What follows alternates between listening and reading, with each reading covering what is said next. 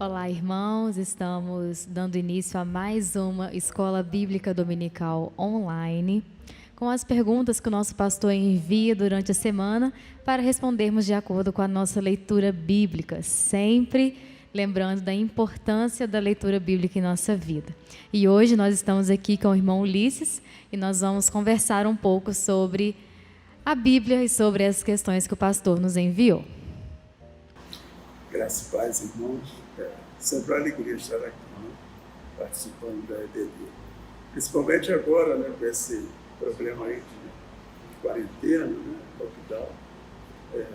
É muito importante que a gente possa estar compartilhando a palavra de Deus com os irmãos. Né? Com certeza.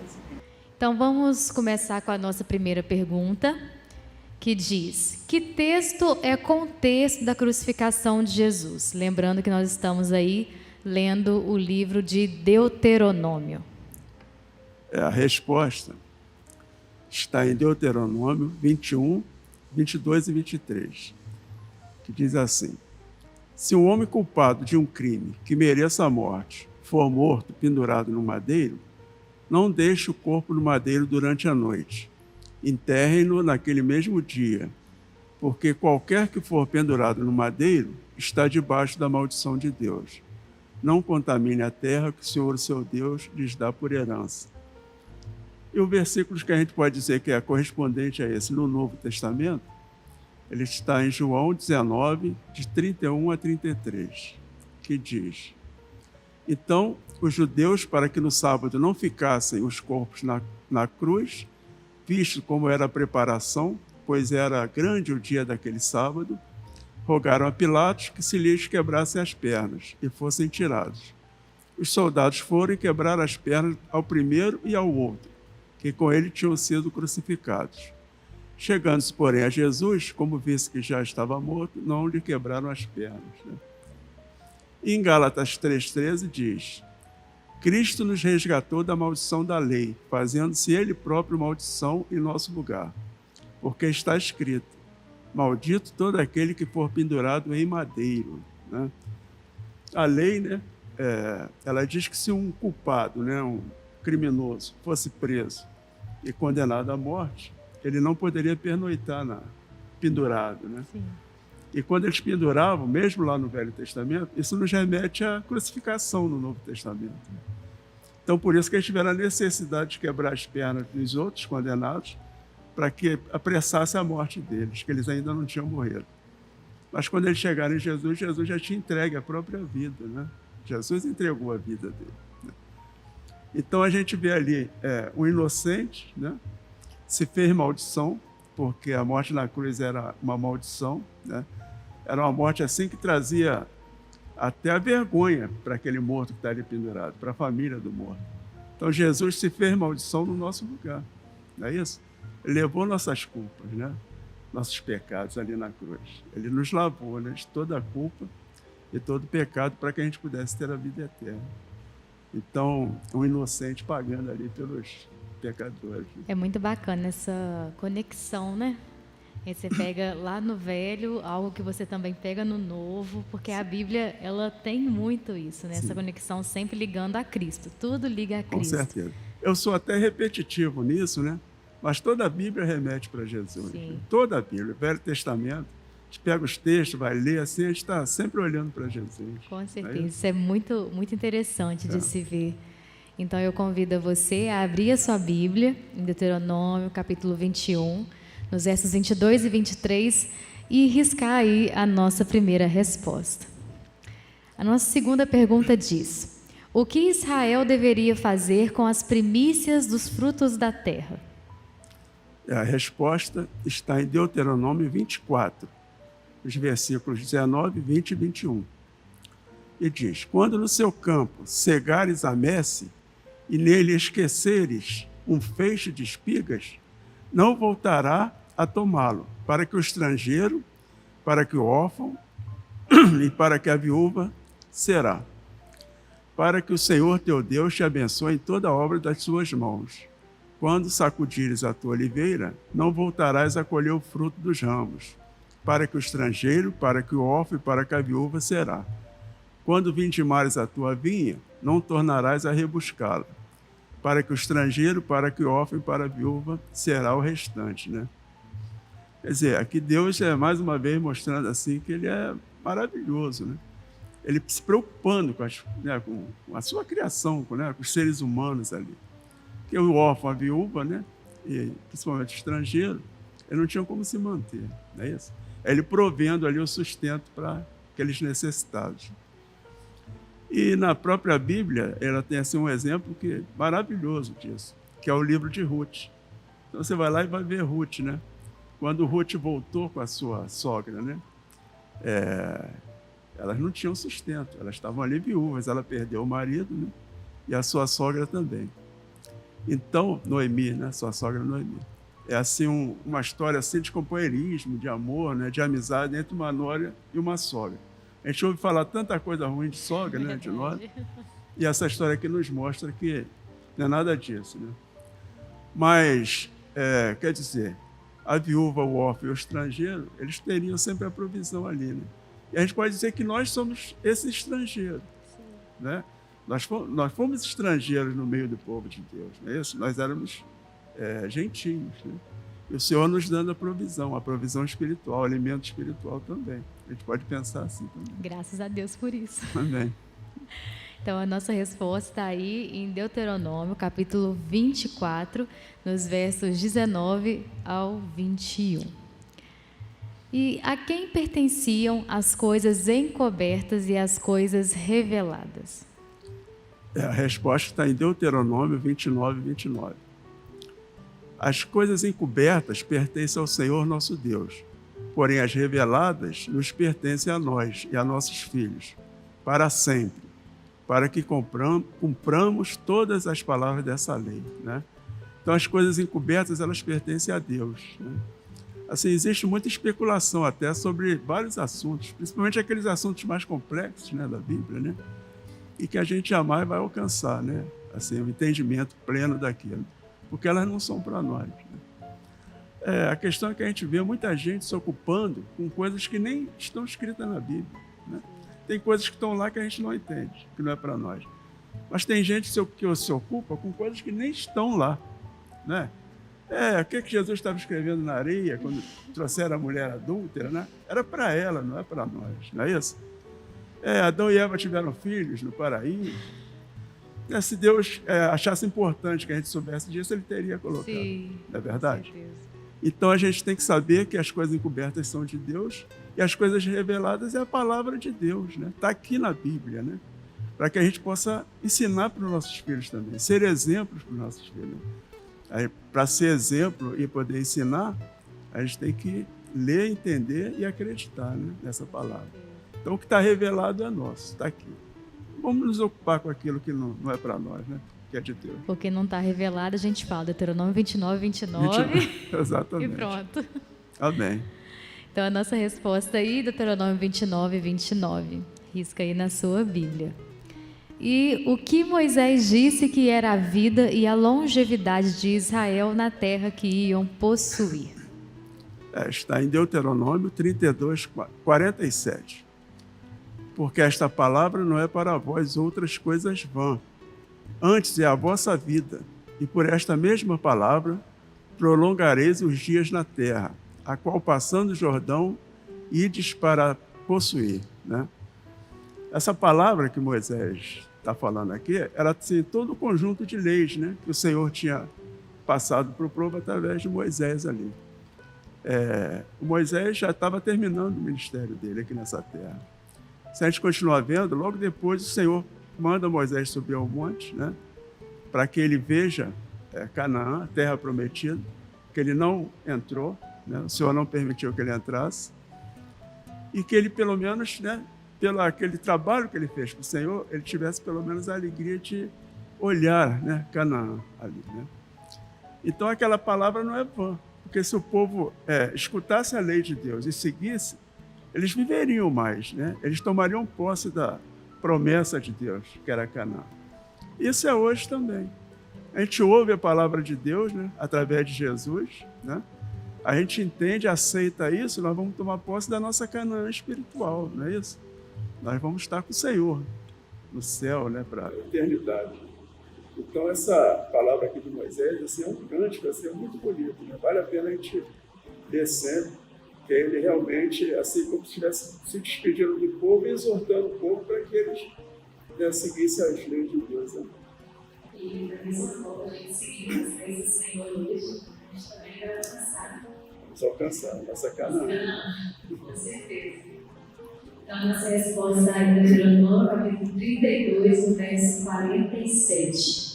E aí nós terminamos o livro de Deuteronômio, nós lemos até o capítulo 34 para responder essa última pergunta, e nós começamos o livro de Atos, porque nós temos feito isso, lendo o livro do Velho Testamento e o livro do Novo, só para te situar aí.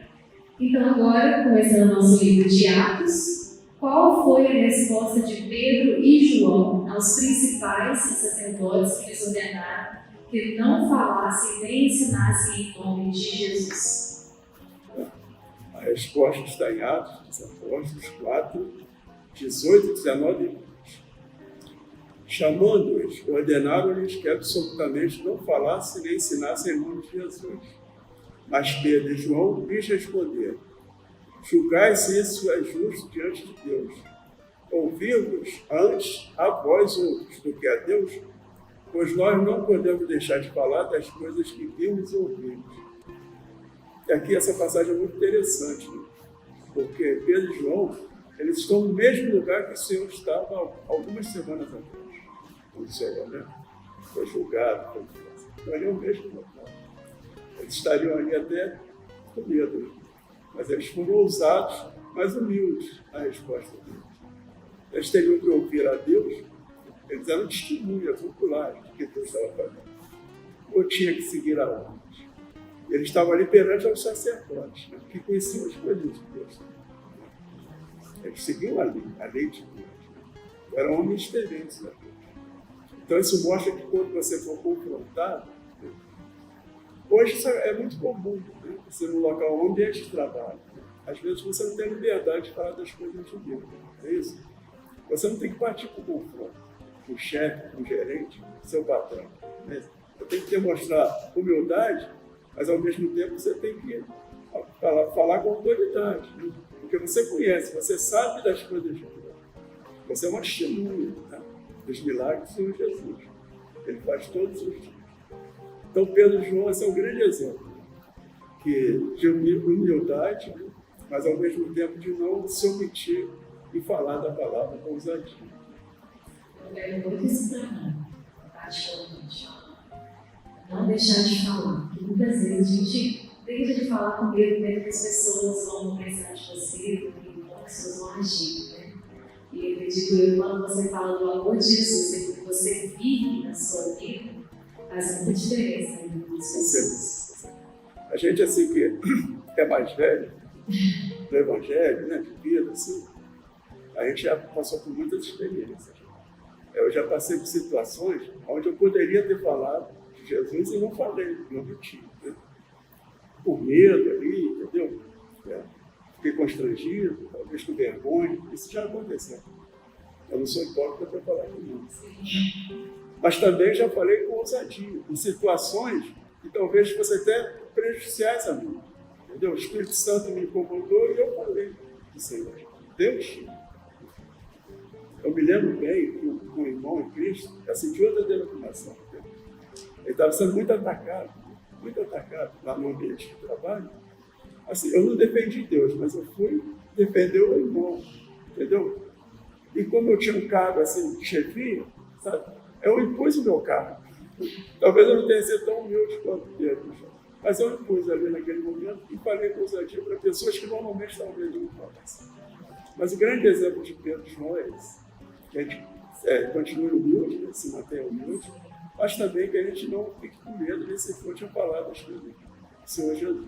Com certeza. Então, nós vamos estar aí em Atos, capítulo 4, dos versos 18 ao verso 20. A nossa penúltima pergunta diz: que argumento Gamaliel usou para que não matassem os apóstolos? A resposta está em Atos dos Apóstolos 5, de 34 a 39.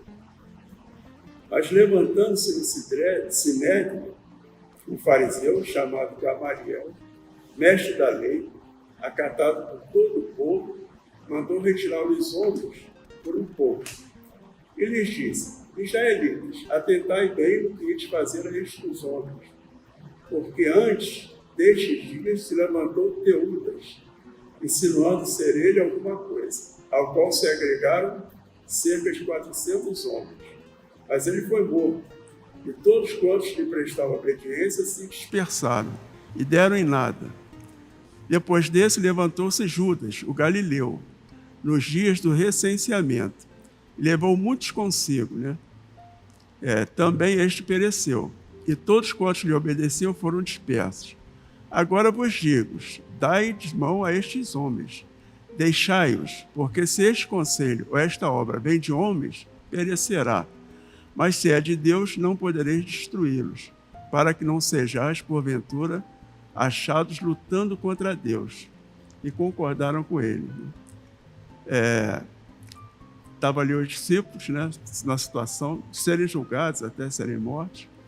E Deus usou, né, o Gamaliel para poder falar ali a favor dos discípulos, né? O pastor aqui, no estudo dele, ele fala um pouquinho até quem era esse Teudas, eu acho que é Teudas, acho que a pronúncia é assim, não sei direito, né? Ele diz que ele foi um líder religioso, né? E como muitos que tinham naquela época e até hoje, né? Que ele prestava um culto a ele mesmo, ao ego dele, né?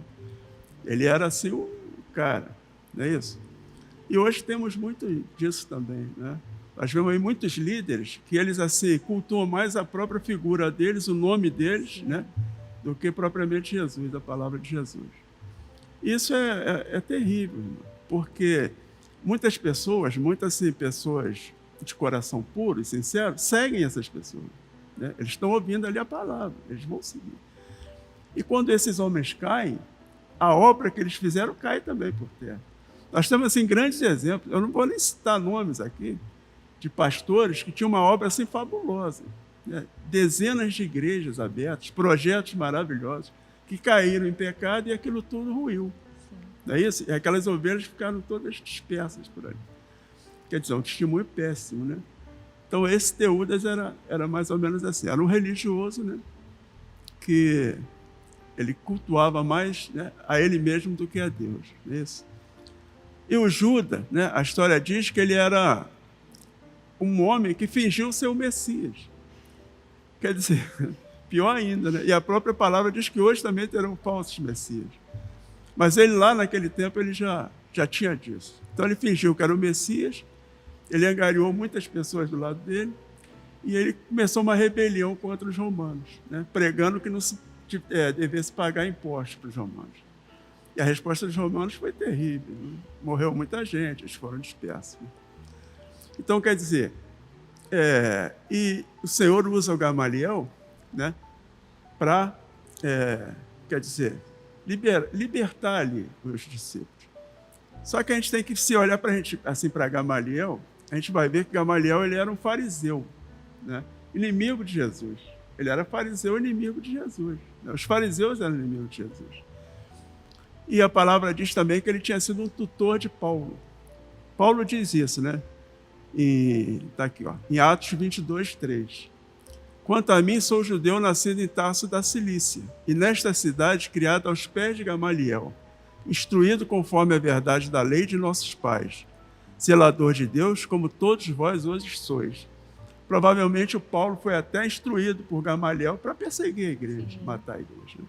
Então você vê que quando Deus quer, ele usa até um inimigo, né? Com certeza. Para fazer a obra ali, entendeu? Mas a lição que fica é essa, entendeu?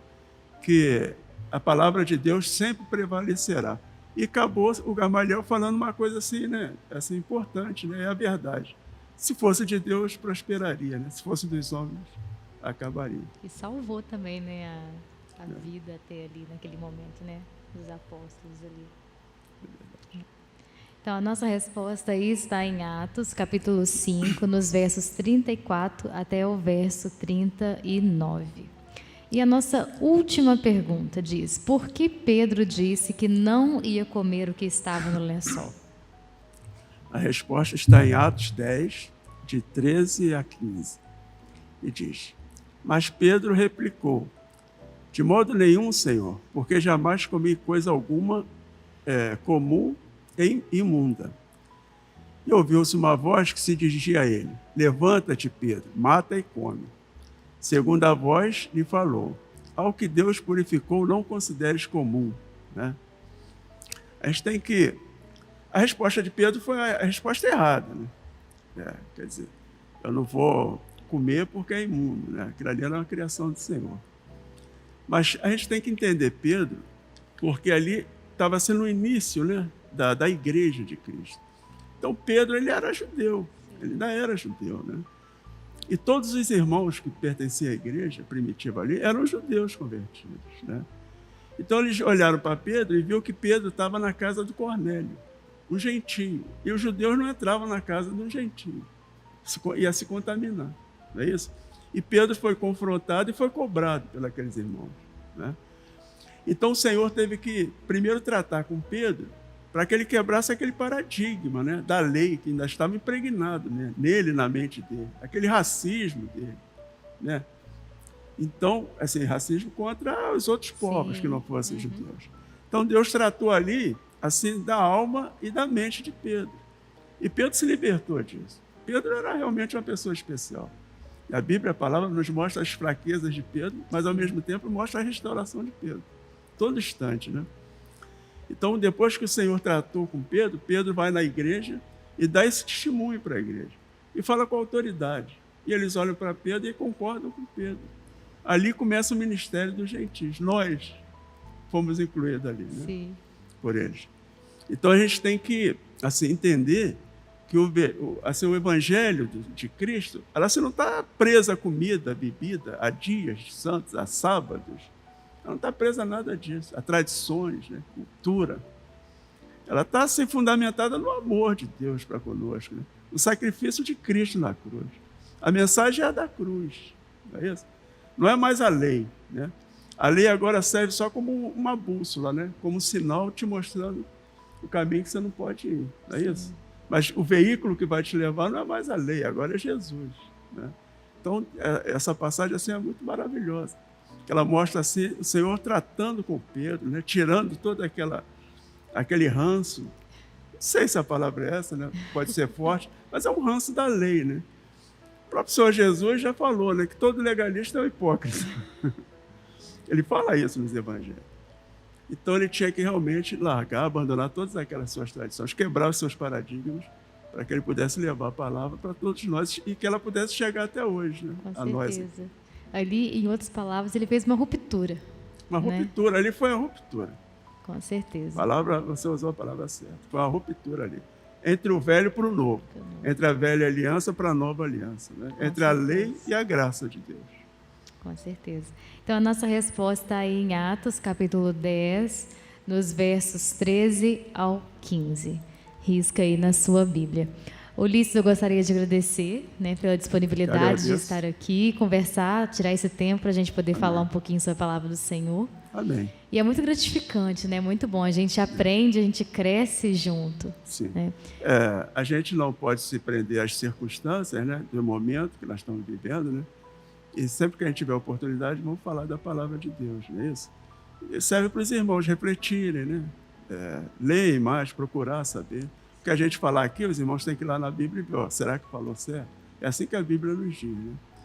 Mas que o Senhor possa abençoar, né? A todos nós agora, nesses momentos. E qualquer dúvida também que tenham, que vocês tenham, pode também mandar mensagem para o pastor, que ele também responde às nossas perguntas, né? Exatamente. Com certeza. Então, muito obrigada, que Deus continue abençoando a sua vida e até mais. Amém.